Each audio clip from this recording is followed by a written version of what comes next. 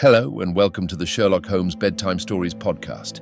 Each episode is a section from a classic Sherlock Holmes story with relaxing music to help you fall asleep. If you love the podcast and never miss an episode, please follow us on Spotify and Apple Podcasts and leave a 5-star rating. If our podcast has become a part of your bedtime routine, please consider supporting the show by clicking the link in the show notes. Our show is completely free, in part thanks to support from listeners like you. There are options to give one time or on a monthly basis. So sleep easier by clicking the Support This Podcast link in the show notes and become a supporter today. And as always, if you're enjoying the pod, please spread the word. Sharing with friends and family really does help. Thank you for joining us this evening.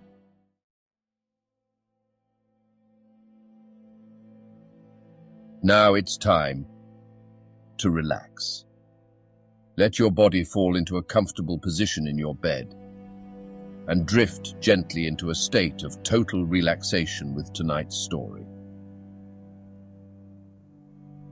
The Adventure of Silver Blaze, Part 3. It was 20 minutes, and the reds had all faded into greys before Holmes and the trainer reappeared. Never have I seen such a change as had been brought about in Silas Brown in that short time. His face was ashy pale, beads of perspiration shone upon his brow, and his hands shook until the hunting crop wagged like a branch in the wind. His bullying, overbearing manner was all gone too, and he cringed along at my companion's side like a dog with its master. "Your instructions will be done, it shall all be done," said he. "There must be no mistake," said Holmes, looking round at him. The other winced as he read the menace in his eyes. "Oh no, there shall be no mistake, it shall be there. Should I change it first or not?" Holmes thought a little and then burst out laughing. "No, don't," said he. "I shall write to you about it. No tricks now, or—" "Oh, you can trust me, you can trust me." "Yes, I think I can. Well, you shall hear from me tomorrow." He turned upon his heel, disregarding the trembling hand which the other held out to him, and we set off for King's Pyland. A more perfect compound of the bully, coward, and sneak than Master Silas Brown I have seldom met with, remarked Holmes, as we trudged along together. "He has the horse, then?" "He tried to bluster out of it, but I described to him so exactly what his actions had been upon that morning that he is convinced that I was watching him. Of course, you observed the peculiarly square toes in the impressions, and that his own boots exactly corresponded to them. Again, of course, no subordinate would have dared to do such a thing. I described to him how, when according to his custom he was the first down, he perceived a strange horse wandering over the moor, how he went out to it, and his astonishment at recognizing, from the white forehead which has given the favourite its name, that chance had put in his power the only horse which could beat the one upon which he had put his money. Then I described how his first impulse had been to lead him back to King's Pyland, and how the devil had shown him how he could hide the horse until the race was over, and how he had led it back and concealed it at Mapleton. When I told him every detail, he gave it up and thought only of saving his own skin." "But his stables had been searched?" "Oh, an old horse faker like him has many a dodge." "But are you not afraid to leave the horse in his power now, since he has every interest in injuring it?"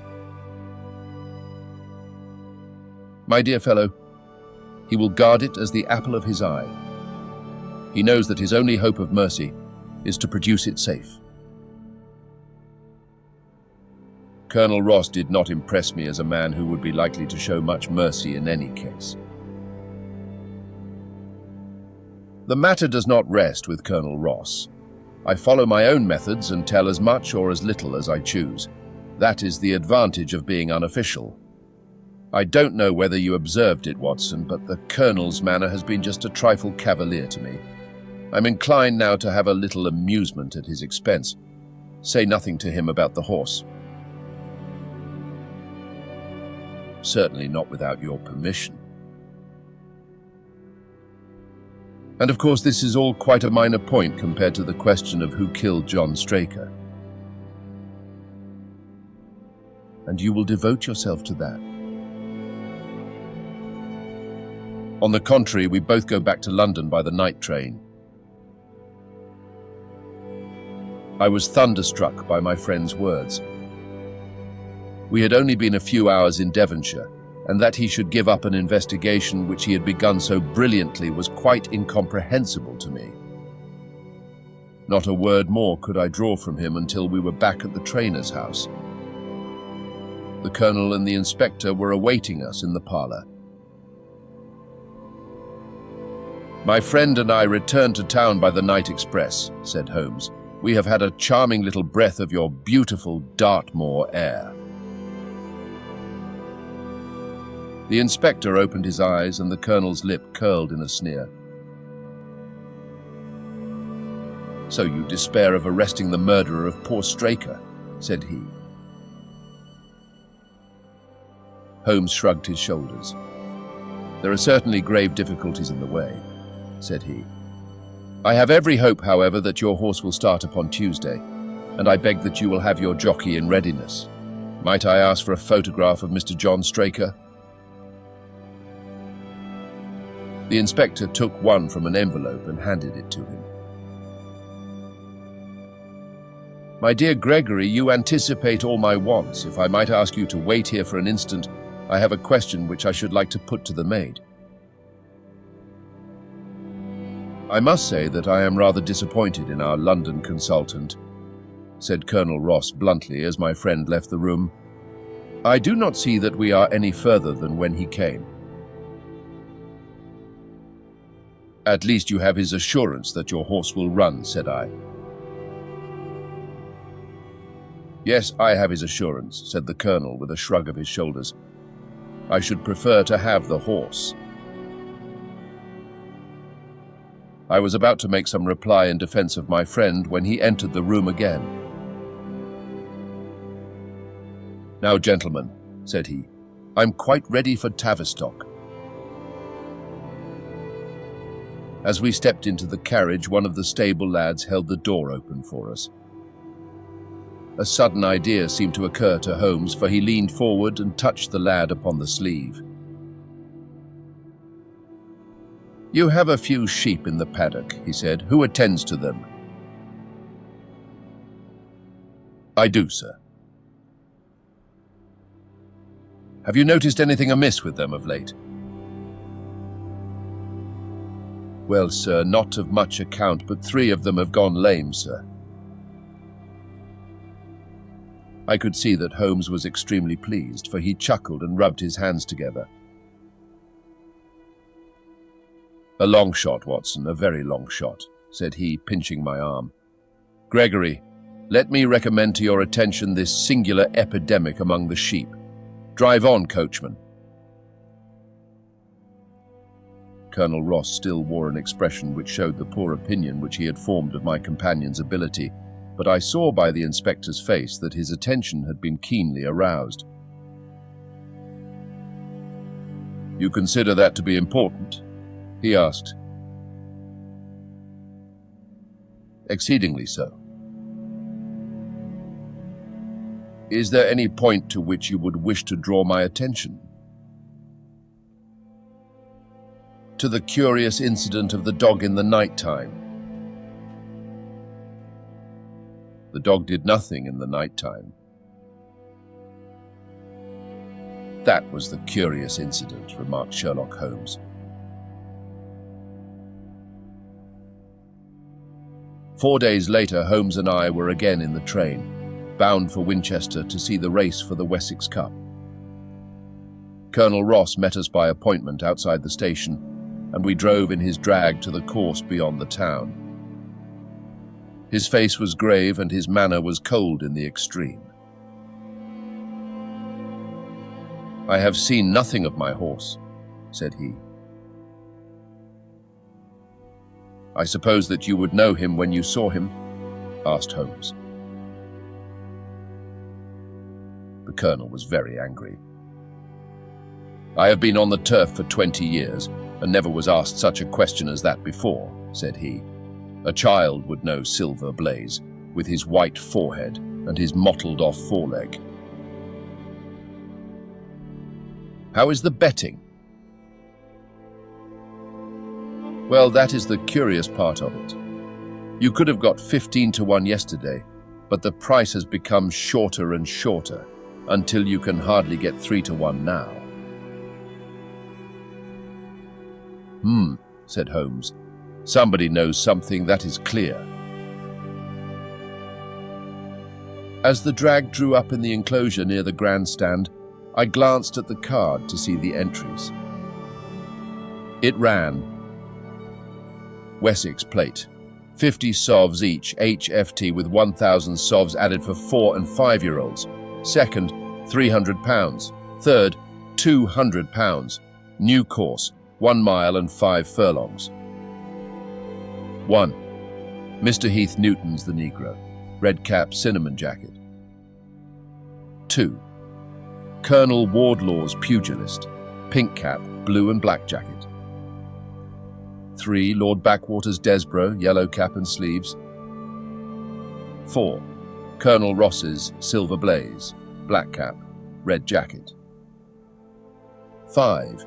Duke of Balmoral's Iris, yellow and black stripes.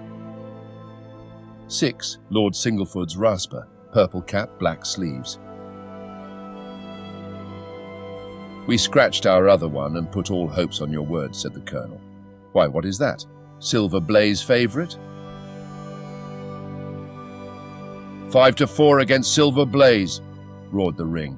5 to 4 against Silver Blaze, 5 to 15 against Desborough, 5 to 4 on the field.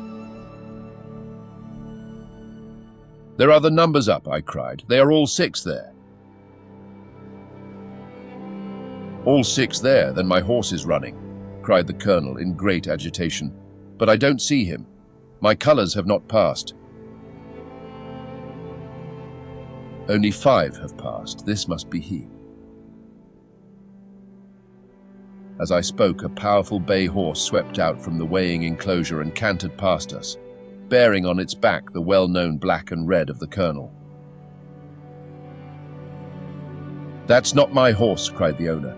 That beast has not a white hair upon its body. What is this that you have done, Mr. Holmes? Well, well, let us see how he gets on, said my friend imperturbably. For a few minutes he gazed through my field glass. Capital, an excellent start, he cried suddenly. There they are, coming round the curve. From our drag we had a superb view as they came up the straight. The 6 horses were so close together that a carpet could have covered them, but halfway up the yellow of the Mapleton stable showed to the front. Before they reached us, however, Desborough's bolt was shot, and the Colonel's horse, coming away with a rush, passed the post a good 6 lengths before its rival, the Duke of Balmoral's Iris making a bad third. It's my race, anyhow, gasped the Colonel, passing his hand over his eyes. I confess that I can make neither head nor tail of it. Don't you think that you have kept up your mystery long enough, Mr. Holmes? Certainly, Colonel, you shall know everything. Let us all go round and have a look at the horse together. Here he is, he continued, as we made our way into the weighing enclosure, where only owners and their friends find admittance. You have only to wash his face and his leg in spirits of wine, and you will find that he is the same old Silver Blaze as ever. You take my breath away. I found him in the hands of a faker and took the liberty of running him just as he was sent over. My dear sir, you have done wonders. The horse looks very fit and well. It never went better in its life. I owe you 1,000 apologies for having doubted your ability. You have done me a great service by recovering my horse. You would do me a greater still if you could lay your hands on the murderer of John Straker. "I have done so," said Holmes quietly. The Colonel and I stared at him in amazement. "You have got him? Where is he then?"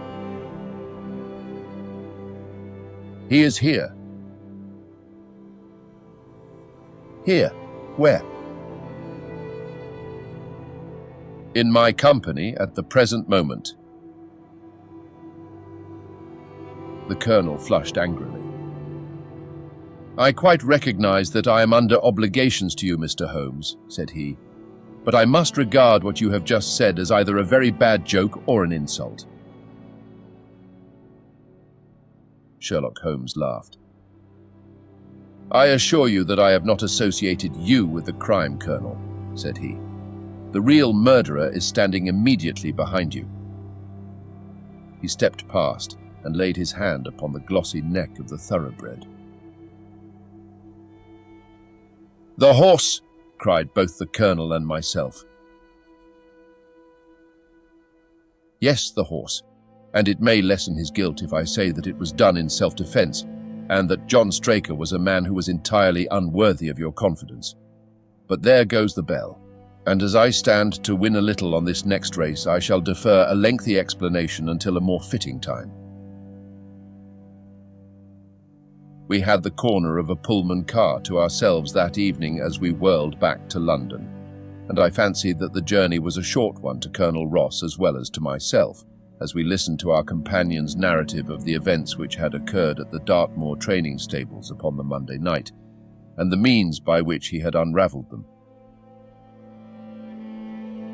"I confess," said he, "that any theories which I had formed from the newspaper reports were entirely erroneous, and yet there were indications there, had they not been overlaid by other details which concealed their true import.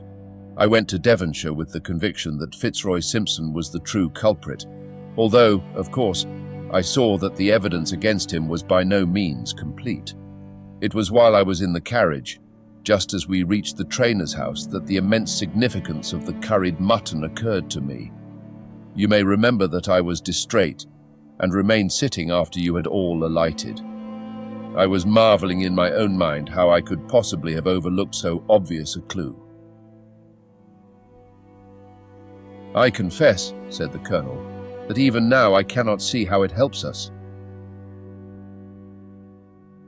"It was the first link in my chain of reasoning. Powdered opium is by no means tasteless. The flavour is not disagreeable, but it is perceptible. Were it mixed with any ordinary dish, the eater would undoubtedly detect it and would probably eat no more. A curry was exactly the medium which would disguise this taste. By no possible supposition could this stranger, Fitzroy Simpson, have caused curry to be served in the trainer's family that night, and it is surely too monstrous a coincidence to suppose that he happened to come along with powdered opium upon the very night when a dish happened to be served which would disguise the flavour. That is unthinkable. Therefore, Simpson becomes eliminated from the case, and our attention centres upon Straker and his wife, the only two people who could have chosen curried mutton for supper that night.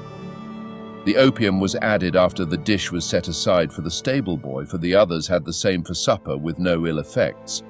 Which of them, then, had access to that dish without the maid seeing them? Before deciding that question, I had grasped the significance of the silence of the dog. For one true inference invariably suggests others.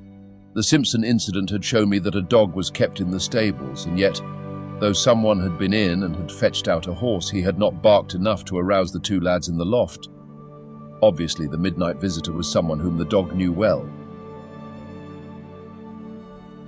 I was already convinced, or almost convinced, that John Straker went down to the stables in the dead of the night and took out Silver Blaze. For what purpose? For a dishonest one, obviously, or why should he drug his own stable boy?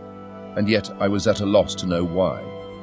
There have been cases before now where trainers have made sure of great sums of money by laying against their own horses, through agents, and then preventing them from winning by fraud.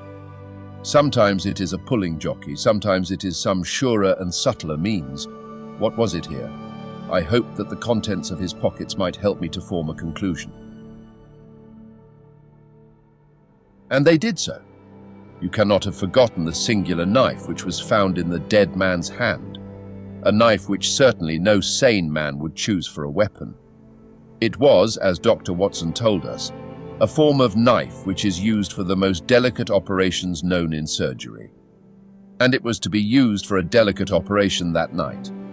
You must know, with your wide experience of turf matters, Colonel Ross, that it is possible to make a slight nick upon the tendons of a horse's ham and to do it subcutaneously, so as to leave absolutely no trace.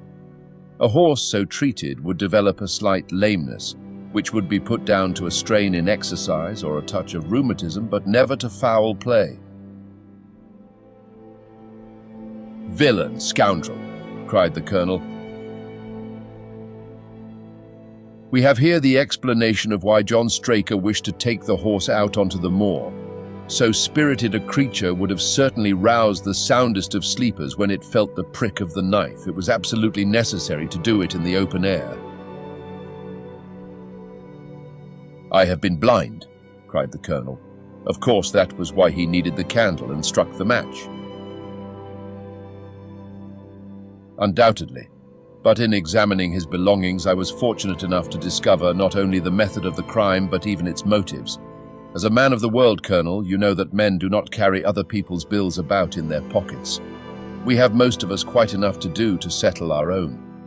I at once concluded that Straker was leading a double life and keeping a second establishment. The nature of the bill showed that there was a lady in the case, and one who had expensive tastes. Liberal as you are with your servants, one can hardly expect that they can buy 20-guinea walking dresses for their ladies. I questioned Mrs. Straker as to the dress without her knowing it, and having satisfied myself that it had never reached her, I made a note of the milliner's address, and felt that by calling there with Straker's photograph, I could easily dispose of the mythical Derbyshire.